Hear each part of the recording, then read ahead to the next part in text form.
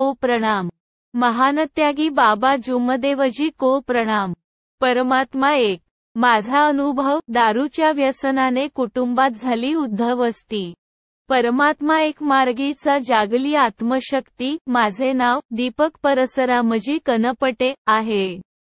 आज मी माझा अनुभव या अनुभव मालिकेत माझा प्रथम अनुभव मार्गात येण्याचे कारण सादर करीत आहे।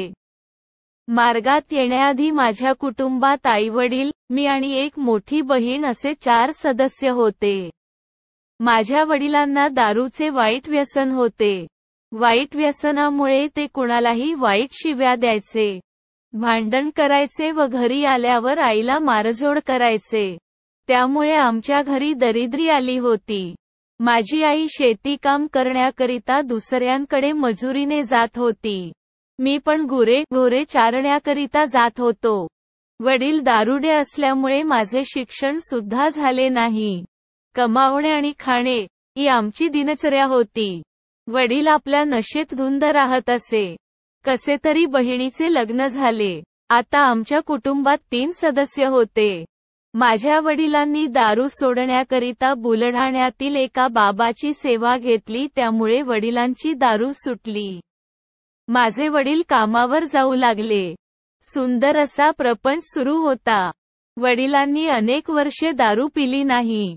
नंतर पुन्हा प्यायला सुरुवात केलीये व पुन्हा आमची परिस्थिती हलाखीची होऊ लागली।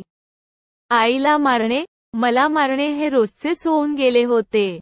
दारू काढायला जाणे व त्या दारूवाल्यांच्या येथे राहणे असा त्यांचा नित्यक्रम होता। मी व माझी आई कसेबसे पोट भरून आपला उदरनिर्वाह करीत होतो। आमच्या येथे माझ्या आईला रात्री झोपेत उंदीर चावायचे। उंदीर इतके चावायचे की हात व पायाची बोटे रक्तबंबाळ होत असे। कित्येक औषधोपचार करून सुद्धा आईला उंदीर चावणे बंद होत नव्हते।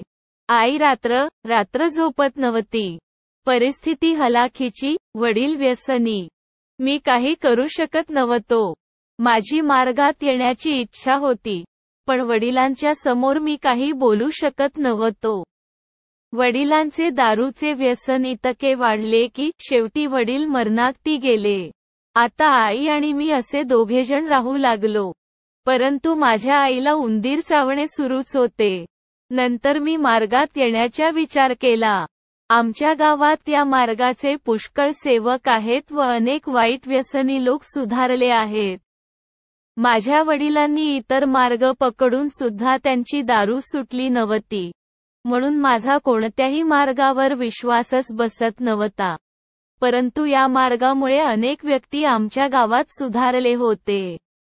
म्हणून मी हा मार्ग स्वीकारण्याचा निश्चय केला व करडी येथील मार्गदर्शक सेलोकर काकाजी यांची भेट घेतली। त्यांनी मार्गाविषयी मला माहिती समजावून सांगितली। मी आईसोबत मार्गात प्रवेश केला व 3, 7, 11, 21 असे कार्य करीत गेलो, पण आईला उंदीर चावणे बंद होत नव्हते। कार्य करण्यात माझी चूक होत होती की मार्गदर्शन करणाऱ्या मार्गदर्शकाची चूक होती, हे मला माहीत नाही। काही केल्या माझ्या आईचे दुःख दूर होत नव्हते।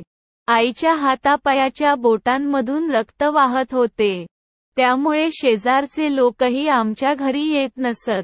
काय करावे काही समजत नव्हते। माझे कार्य करणे चालूच होते। मी मार्गदर्शक काकाजींना वारंवार याविषयी विचारित होतो।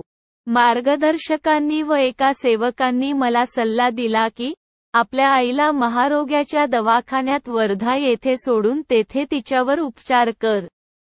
हे ऐकताच माझ्या डोळ्यातून अश्रुधारा वाहू लागल्या। आपल्याला आपल्या आईने लहानाचे मोठे केले, त्या आईला त्या आश्रमात कसे सोडायचे? तरी आईच्या उपचारासाठी मी हिम्मत केली व माझ्या मावशीला सांगितले की आईला महारोग्याच्या आश्रमात नेण्याचा सल्ला कार्यकर्त्यांनी दिला आहे। माझी मावशी माझ्यावर ओरडली व म्हणाली, तुझ्याकडून पालनपोषण होत नसेल तर माझ्या घरी पाठव, आम्ही तिचे पालन पोषण करू। पुन्हा माझ्या डोळ्यात अश्रू आले। मी मनात विचार केला की या मार्गात अनेकाचे दुःख दूर झाले आहे, पण माझे दुःख का दूर होत नाही? परंतु मी हिंमत हरली नाही व कार्य करीत राहिलो. परंतु आमचे दुःख दूर होत नव्हते.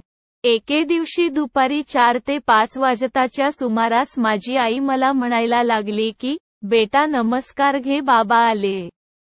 मी घरून रोडवर बघितले तर तेथे कुणीच नव्हते. मी आईला म्हणालो, कुणीच नाही आहे. कुणासोबत नमस्कार घेऊ? आई म्हणाली, ते कुंपणाच्या आड आहेत. आईची प्रकृती खालावली होती, त्यामुळे ती बडबड करीत असणार म्हणून मी तिच्या बोलण्याकडे लक्ष दिले नाही. थोड्या वेळाने मोहाडी पारडी गावचे मार्गदर्शक श्रीमान गाढवे बावाजी आले. ते आमच्या इंदिरानगर टोलीवर राहत असलेले सेवक राजहंस सेलोकर यांच्याकडे जात होते, तेव्हा त्यांनी माझ्या घरी भेट दिली. आईसोबत नमस्कार घेतला. मी व आईने त्यांना नमस्कार केला. राजहंस सेलोकर यांचे कार्य त्यांच्याकडून होते. मार्गदर्शक व सेवक राजहंस सेलोकर आमच्या घरी बसले, आईच्या प्रकृतीविषयी विचारपूस करू लागले. आईचे भरलेले हात आपल्या हातात घेतले, बघितले व मार्गदर्शन केले की, या मार्गात कर्करोग, महारोग दुरुस्त होतात, तुमच्या आईचे दुःख का दूर होत नाही? ते म्हणाले की, आज रात्री काय होते तर बघा. तसे मला सकाळी येऊन भेटा. त्या रात्री चमत्कार झाला, आईला एकही उंदीर चावला नाही. मी मनोमनी विचार पक्का केला की, आपण गाढवे बावाजीकडूनच कार्य घ्यावे. मी त्यांच्याकडे गेलो व सर्व परिस्थिती सांगितली.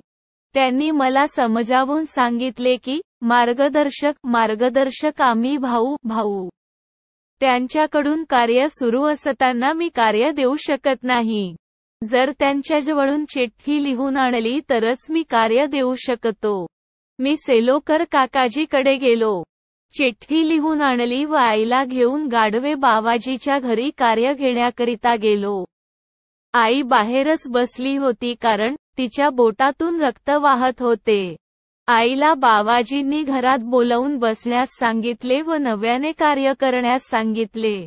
आम्ही कार्य करीत गेलो व माझ्या आईच्या प्रकृतीत सुधारणा होऊ लागली. आईच्या बोटातून रक्त वाहणे बंद झाले व रात्रीला उंदीर चावणे पण बंद झाले. माझी आई आता पूर्णपणे दुरुस्त झाली.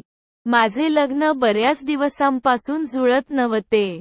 बाबांच्या कृपेने माझे लग्न जुळले. आम्ही आता मागील महिन्यात त्यागाचे कार्य सुरू केले.